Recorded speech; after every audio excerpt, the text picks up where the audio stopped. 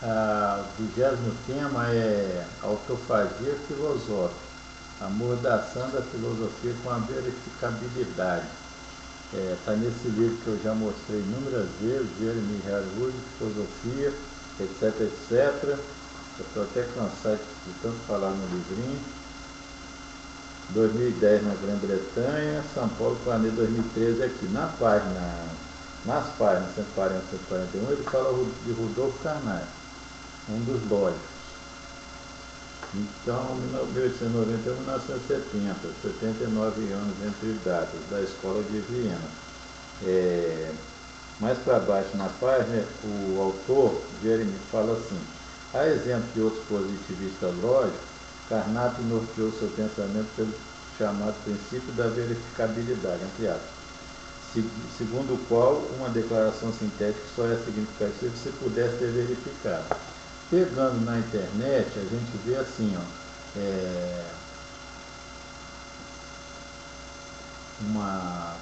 o Caio Mariani, www.filosofia.com.br, ele diz assim, no finalzinho do artigo: a declaração a pena azul é de cor azul, apesar de ser verdade, não nos diz se uma pena azul existe no mundo ou não. Mas a afirmação a caneta azul está deitada na minha mesa, se for verdade, não nos diz algo sobre o mundo. Em outras palavras, proposições analíticas são triviais, mas proposições sintéticas são informativas. Aliás, essa afirmação dele não decorre das coisas anteriores, mas vamos ver as coisas anteriores. A declaração a pena azul é de cor azul não nos diz se a pena azul existe no mundo ou não. Bom, a gente teria que investigar essa questão, porque a pena azul é de cor azul diz assim: a pena azul, esse é da natureza. A natureza proporciona espectros de cores, espectro magnético, janelas de visão, que é a janela das cores. A natureza oferece uma coisa chamada azul, é uma determinada pulsação da onda, um comprimento de onda específico, que nós interpretamos e demos esse nome azul. E aí, é de cor azul, é uma afirmação que é do racional. O racional identificou o azul como azul verdadeiro. Quer dizer, o racional e a natureza que o moldou competem, né, e contribuem em igualdade. Quer dizer, a natureza e o racional identificaram um ao outro. A natureza disse a pena azul e o racional disse é de cor azul. Não nos diz se uma pena azul existe no mundo ou não. Deve existir, porque identificar que uma pena azul é de cor azul seria identificar o não existente. Aí seria meramente uma declaração, uma frase. Então, se eu declaro essa frase um conteúdo de verdade, é porque a pena azul existe. Porque se eu declarasse um instituto de verdade e não fosse verdade, então pecaria pela falsidade da declaração. Então não há sentido nessa afirmação do Caio. Mas a afirmação, a caneta azul está deitada na minha mesa, se for verdadeiro, não nos diz nada sobre o mundo. Diz sim, porque diz que existe uma mesa, a caneta está deitada na mesa, existe gravidade, porque se não existisse gravidade, uma caneta, esse controle remoto, não estaria deitado sobre o livro. Então, se ele está deitado, existe oposição gravitacional entre o controle remoto, que está representando a caneta, e a mesa, que está aqui representada pelo livro. Quer dizer, objeto de cima e objeto de baixo estão coligados pela gravidade. Informa sobre o mundo. Existe uma coisa que é contra favorável, quer dizer, ela se opõe, né? Contradiz o favorável. Esse objeto deveria passar, mas ele contradiz o favorável. O favor que esse objeto faria passando, ele é contraditado pela natureza gravitacional. Então, se for verdade, ela nos diz algo sobre o mundo. Se a declaração, a caneta azul está deitada na minha mesa, for verdadeira, ela nos diz algo sobre o mundo. Várias coisas sobre o mundo. Existe uma caneta azul, existe uma mesa, ela está deitada, quer dizer, existe a contraposição gravitacional.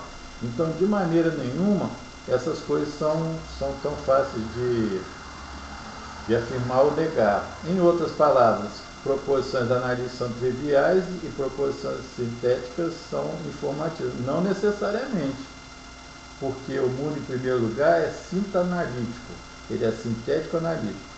Face a partição dos objetos de verdade, analisando-os então, e depois eles são reunidos em compreensão. E dessa forma, o positivismo lógico tem que ser investigado e reposto na condição dele. Então, a declaração sintética, voltando ao tema, é que amordaçando a filosofia com a verificabilidade, porque ele diz assim, uma declaração sintética só é significativa se puder ser verificada. Então, se você faz uma declaração sintética sobre o Sol e não puder verificar, então significa que o Sol não nos presta os favores que presta, com calor e luz e retenção gravitacional, órbita e tudo mais, e tudo que o Sol significou ao longo desses 5 bilhões de anos, não nos prestaria esses favores só porque não foi verificado, a verdade das declarações sobre o Sol não foram verificadas, o Sol prestava os favores que presta agora, o mundo antigo, que não o verificava de modo nenhum, fazia essas afirmações mais absurdas, sob o nosso ponto de vista. No entanto, não sendo verificado, o Sol continua fazendo as coisas que faz. Então, a verificabilidade de Carnap depois de Popper amordaçam a filosofia e o conhecimento todo, porque são exigências elas enlaçam, dão vários laços no conhecimento e o amordaçam, impede que o conhecimento falhe. Naturalmente, os filósofos já são pouquinhos, e mesmo assim, se forem amordaçados, fica um pouco difícil prosseguir. E sem falar no povo, que nem sabe o que é filosofia. Então, é por isso que eu coloquei autofagia filosófica. Os filósofos estão mordendo uns aos outros, eles estão mastigando e engolindo uns aos outros, colocando essas várias mordaças. Por isso eu vejo que a filosofia tem que ser totalmente revista, para ver de onde vem essa angústia dissolvente, essa coisa que retalha o nosso pensamento e nos impede de pensar, por causa das exigências a respeito da segurança de Carnap e outros, começando em Russell e Whitehead, e passando por outros, toda essa extrema exigência de segurança no filosofar, que maniatou a humanidade, conduziu a humanidade a uma coxa de retalhos de pensamentos desconexos, porque eles não são supostos como fortemente ligados por linhas de lógica, que aliás seria dialógica, né? Então, colocando assim, Deus, a verdade, a matemática, a dialógica e a língua. Então, a matemática Deus está acima da matemática, porque tem um elemento que a matemática não consegue provar, prova de Gödel. Aí tem a dialógica. Nem tudo que está na matemática precisa ser tratado com lógica ou dialética racionais. Existem irracionais na matemática. E se tudo que está na dialógica fala da... Aqui está a verdade, né? Deus, a verdade é a matemática, a dialógica. E a dialógica, a língua, a dialógica fala da língua,